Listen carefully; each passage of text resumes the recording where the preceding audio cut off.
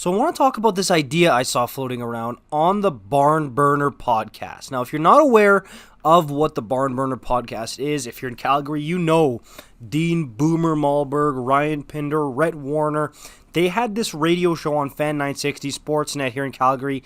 They got shut down. They made their own little podcast, Barn Burner. Everyone loves them, so they get huge guests like Craig Conroy, Bo Levi Mitchell, lots of people in the sports scene. And Rhett Warner, of course, is a former Flame. Played with Jerome McGinley, played with Craig Conroy, Mika Kiprusoff, a lot of these guys.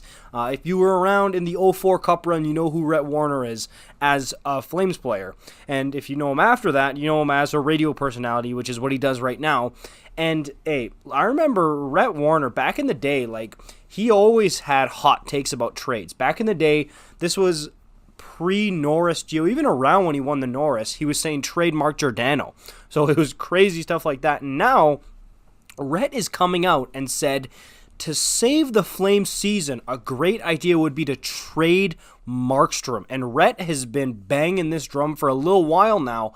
And I hear this and I'm like, he's crazy. And then I start thinking about it. I'm like, you know what? He's not that crazy. This is something that makes quite a bit of sense the more I see somebody like Dan Vladar play. And I know what you're thinking. You cannot shoulder Dan Vladar as your number one goalie bang right off the bat like that. It's a recipe for disaster. And I agree with you. But I definitely do think there are other guys you can get as a safety net. And don't forget, you've got a young Dustin Wolf who is Spencer Knight-esque in Florida. And let's be real, Markstrom is Bobrovsky-esque right now. And, hey, I'm not saying trade Markstrom. That's not what I'm saying. I'm saying let's entertain the idea. I'm not going as far as Rhett. Of course, on the podcast like that, you got to have extreme takes, right? Like that to stir up the conversation. So he thinks the Flames need to trade Markstrom in order to save their season, basically. I'm not going that far. What I will say is, I think that it's something that the Flames need to entertain given the return. If giving away Markstrom gets you nothing, then don't do it. If it gets you a second liner, third liner, whatever, a decent defenseman, I wouldn't even trade Markstrom for a Jacob Chikrin, right? I would not do that. I don't think it benefits the Flames enough for what you're giving up. But if I'm giving away Markstrom and I get a really good scoring threat to really help complement my team, if I get a really, really good defenseman, you know what I mean? If I'm getting something that's game-changing for my team, that's when I look at moving Markstrom. And make no mistake about it, even with this slump in play from number 25, teams will pay a premium for a guy that has been a number one goalie for years and was a Vezina finalist last year. Now, again, obviously, if the Flames do go through with a trade like this, this would be really something that could come back to bite them, right?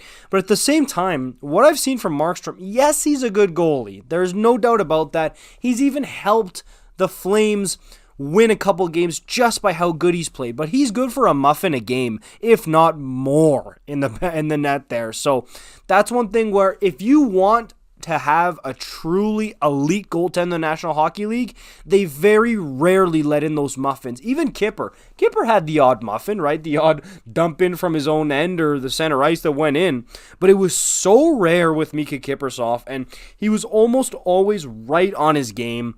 And I look at a guy like Jonathan Quick in his top years in LA, right? Like that, you look at these types of guys, they're cut from a different cloth. Like in Chicago, it's a different story when they were winning cups. Guys like Corey Crawford, he was really good, but he wasn't necessarily elite. Markstrom, I know he was a Vezina finalist. I know he's good, but the lapses in judgment mentally, and dude, this guy, I'm telling you, if you watch Markstrom, you know that he's one of the worst goaltenders in the NHL at playing the puck.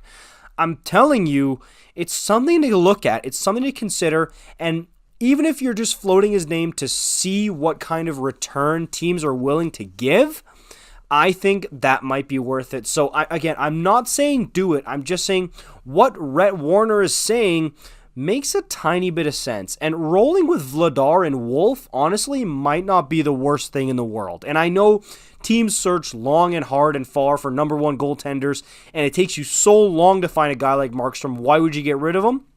Listen, to me, the only way you stay with the goalie you have and you ride or die with him is if you've got a guy like Shesterkin, right? Or if you've got a guy like 2015 Carey Price, that's when you're like, no, sorry, we're not moving this guy. Henrik Lundqvist. If you don't have a guy like that, I think you should always be in the market to be trying to improve your goaltending situation. And if that means giving two guys $2.53 million instead of giving one guy $6 million, then so be it. That's how you win. That's how you're going to do it, right? I mean, to me, that's just how I look at this. That's just how I see goaltending in the National Hockey League right now. And there are so few Vasilevskis, so few Shesterkins in the league. And I understand Markstrom was put in that conversation because he was in the Vezina trophy conversation last season.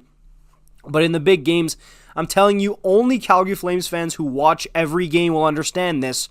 You know that even though this guy's Vezina finalist, blah, blah, blah, on the surface, everybody who doesn't really watch the games very much will say Markstrom's an elite goaltender, this and that. He makes a lot of great saves, but he also has a lot of head-scratching moments. Let me know what you guys think about Rhett Warner's comments on the Barn Burner podcast. I want to hear about it in the comments down below. Make sure you like, comment, subscribe if you're new. I'll see you in the next one. Peace out.